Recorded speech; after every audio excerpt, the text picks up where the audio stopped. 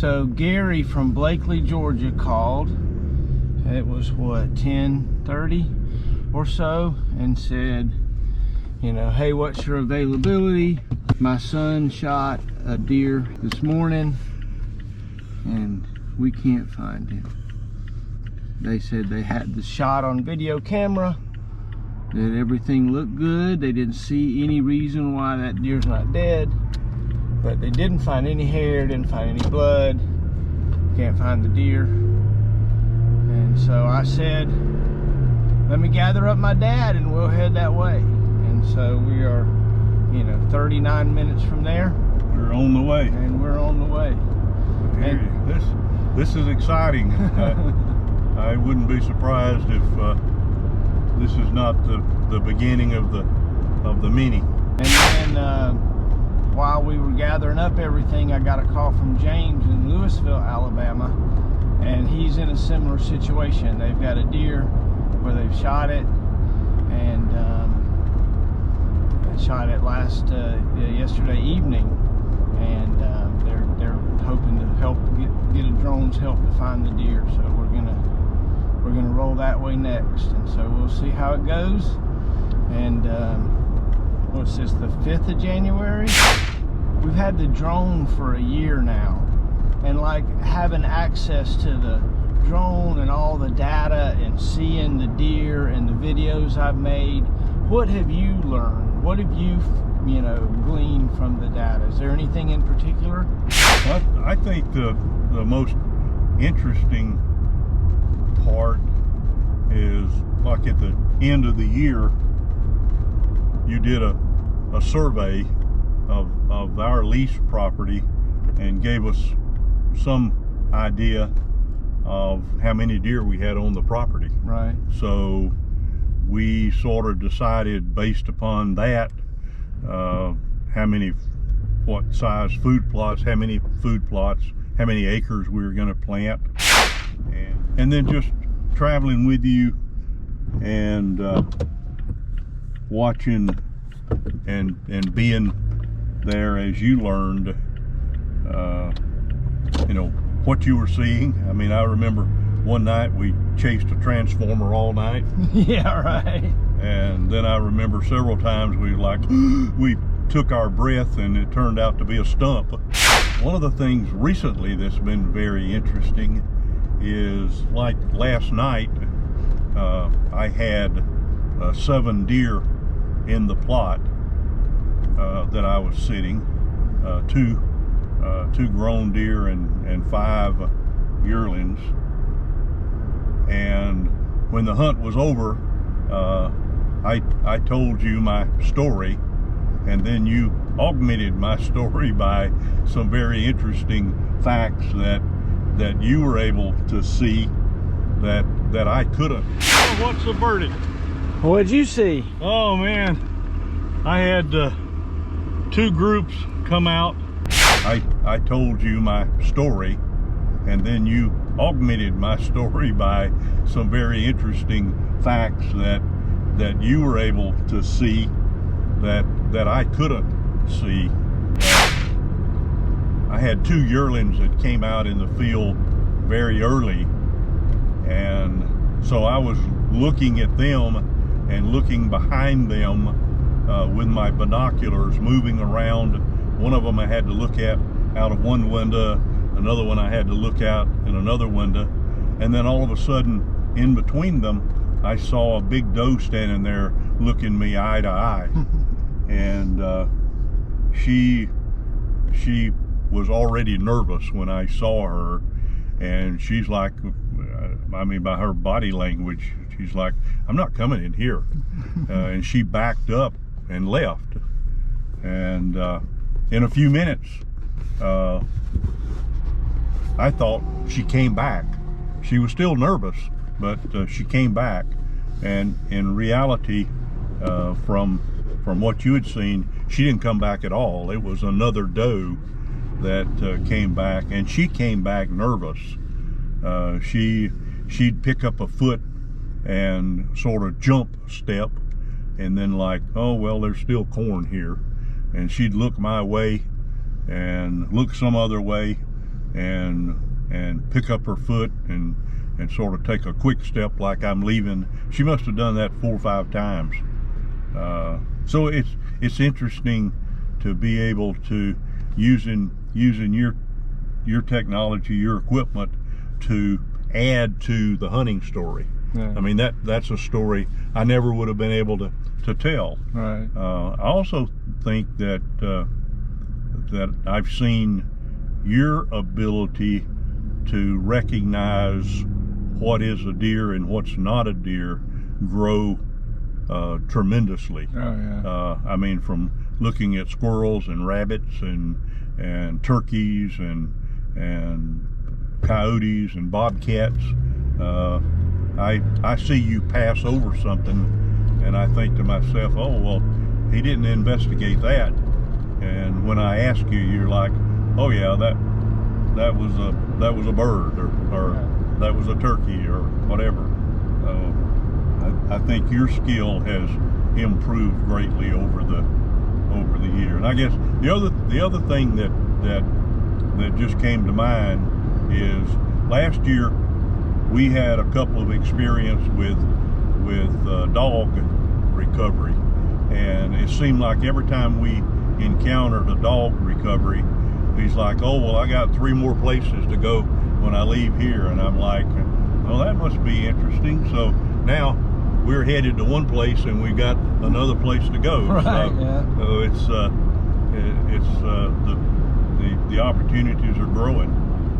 And I fly at a specific altitude just because it helps me maintain my scale and kind of understanding how big something is. The biggest thing that gets me, especially on our property, is stumps. Stumps look like, curled up deer. Now I have footage of an injured buck that we know he's shot or something. We know kind of where he's at, so we can check back up on him. I've got such good footage of some bucks chasing that I can't wait to put it together and show it to you. Right. That's big. I'm telling you, if that 6-point would have walked into that field, I know you'd have shot him. I just know you would have shot him. It was a wide 6. It's a big 6. Yeah. Well, it's a big 6. There's a wide 6 that we've agreed to take out. It'd have been tough to pass him up. 6-point, and even because he was a 6-point, I think that was part of made him so. Yeah. So nice. But he was 5 yards from being in that field. He was right there at that field. He was right behind that doe when she went running up in there. When you're talking about the young bucks sequestering the does, mm-hmm. we think about the rut being a mature buck deal, right? But it's not. I mean, those young bucks have the testosterone of a 16-year-old guy. I'm Garrett. Garrett. This is Grant. Hi, Grant. How are you today, sir? There, shot him in this corner. There's like a little road that cuts in all the way in the back. Mm-hmm. And generally the deer run either back in here, right, or they go back on that side. Okay. He went left, which I'll show you on the video. So he goes left, and I mean, we don't have blood, we don't have hair, nothing. Right. But watching the video, and like I had one of our good buddies. Hey buddy, I'm Will. You shoot one? Yeah.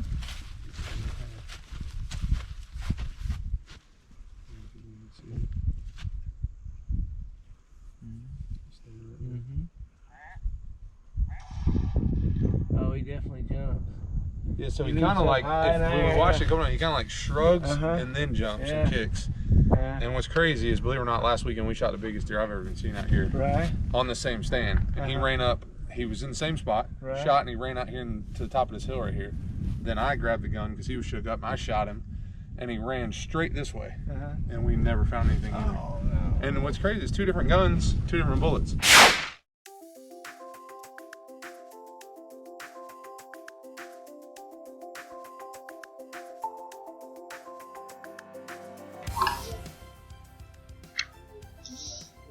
So let's mark them. They're all up and moving. Man, you got a lot of deer around here now. Y'all growing them up. Like 7 does out there. Yeah.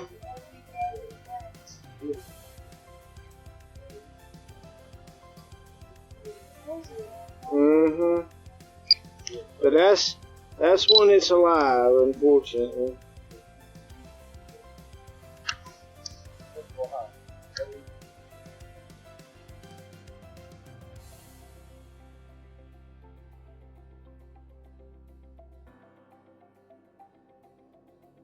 On the edge of that water.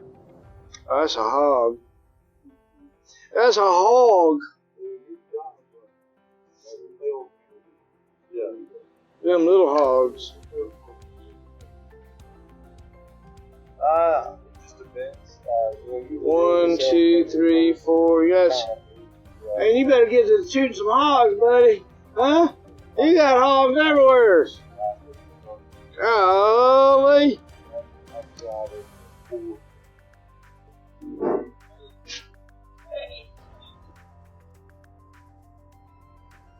We looked hard for Grant's buck there in Georgia, but we just couldn't find it.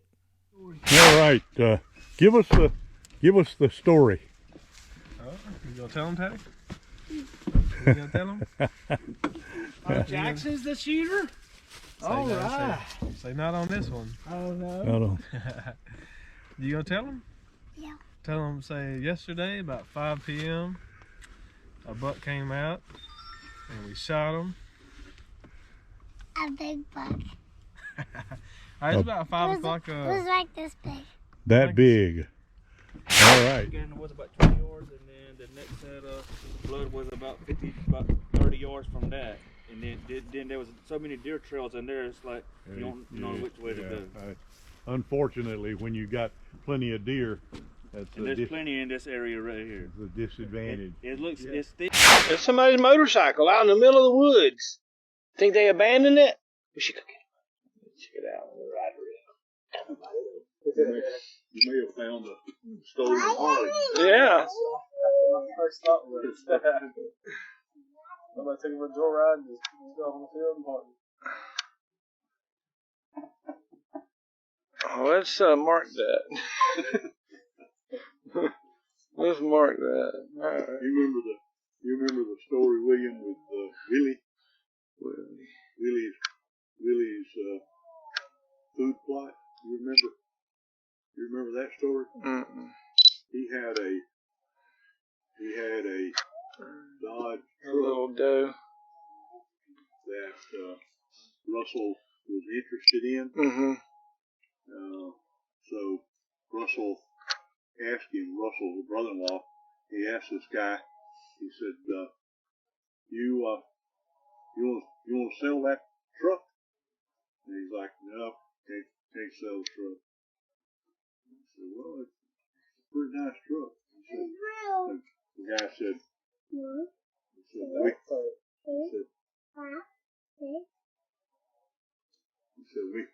we can't talk about the truck. He said, in fact, I'm not supposed to have the truck outside. I got to find me a building to put the truck in.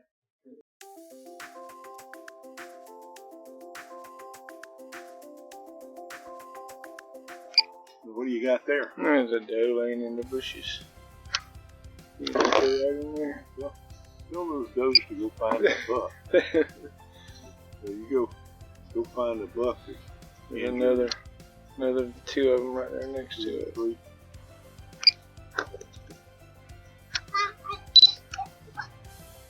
You got plenty of deer. Yeah. No doubt about that. Those are up and feeding. Is that back there near the corner somewhere? Yeah, it's real close to your stand. Right, pretty close to your stand over here.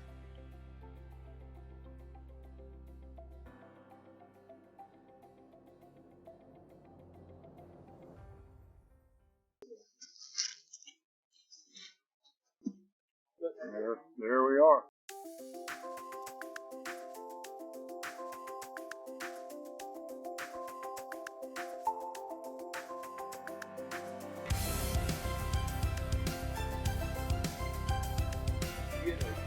real wide 6 points. I think it'd be cool. Yeah. It seems like everybody's trying to go thing with a big wide 6 point. I don't know what it is. But, this property here is, like I said, it's just like that. Man, look at that buck. Is that the one he shot? I heard it smooth out there for sure.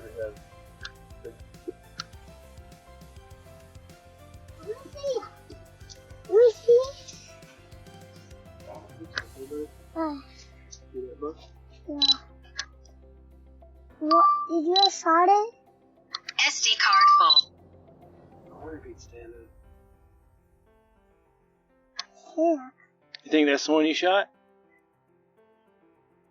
Did you? That could have very well been him. That's a nice buck. He was at least that size. So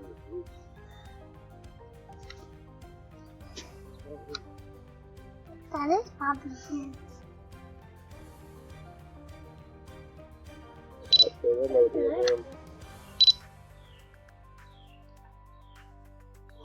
Is that an ear, or has he got something double over there? It's an Oh, ear. like a tongue sticking out from the bottom.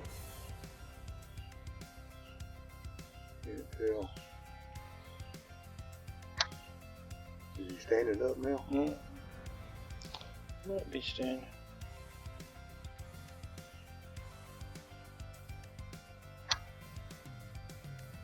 You found it there? Oh, yeah. Dad, you hit my balls. Teddy. You just hit it. And he's on his feet. Yeah. So nothing wrong with his back leg. Daddy, he's not dead. He's dead. Can you look at it from the other side?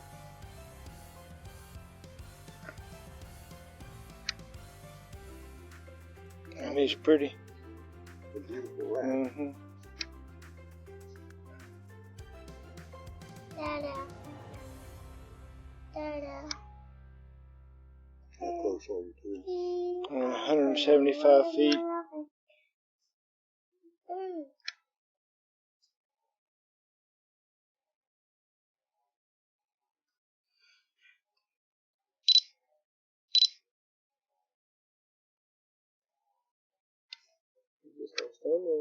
No, I was hoping he'd move.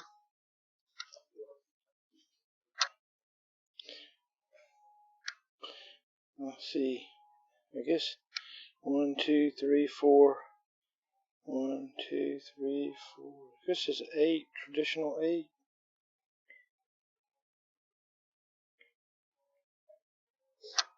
Is he very close to the pond? Mm-hmm.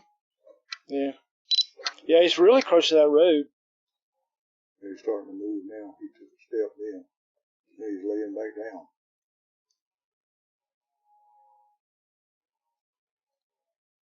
We definitely decided that that buck was still alive. Later on, I got a third call for the evening. It's about to start raining. Bill, how you been doing? I'm doing Kirby good. Shelley. Huh? Kirby Shelley. Hey, Kirby, good to see you, Good to see man. you. Good to see you. How's Mr. Andy doing? Man, he's doing great. He'd be here with me tonight, but the dang, he ended up at, what's that place in Daleville all the old folks go? Oh, over there. There you go. McLean's. Oh, Lord. Yeah. He's over there enjoying something there. He's over there living high on the hog. Sure. Aircraft entered altitude zone. So I get a call from Kirby Shelley and his crew, which is a group that we're familiar with and we love. And they asked me to come help recover a deer on their property. And we looked, we couldn't find the deer. But what I did want to show you is what a waterfall looks like over thermal. It's the first time I've encountered a waterfall. And here is a little bit of footage of what I'm looking at through the thermals. And then we go there in person and find out that it's not a deer at all laying in that creek there, but rather a waterfall. And so if you're a thermal guy or gal, here's what a waterfall looks like in the middle of a stream. Hey, so that'll do it for this episode. We appreciate it. 3 deer in one day. Hey, please like and subscribe. Dad loves it when you comment and tell us what you think about what we're doing, and hope you're enjoying it.